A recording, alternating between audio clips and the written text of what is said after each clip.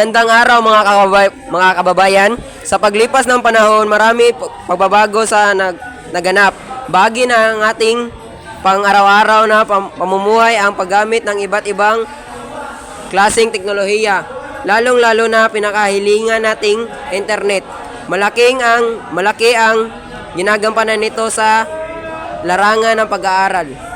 Sa paggamit ng social media, makadulot ito ng pagbabago sa isang ugali o personalidad ng manggagamit. Ang mga pagbabago na ito ay maaaring maging positibo at negatibo rin.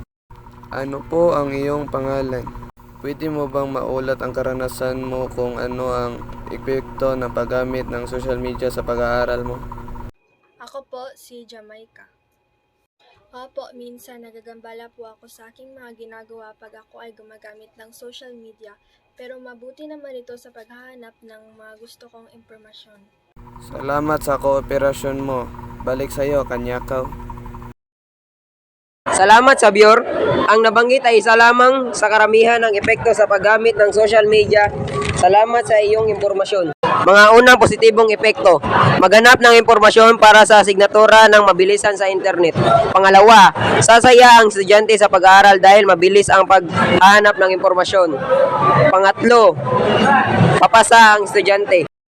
Ang mga negatibong epekto. Nagagambala dahil sa paggamit ng social media at di magawa ang mga gawain. Pangalawa, malulungkot ang estudyante. Pangatlo, hindi makapasa ang estudyante. Maraming salamat din sa inyo. Ako po si Charles Andy Kanyakaw, ang inyong reporter. Laging tandaan, hindi ka matututo pag hindi ka nakinig.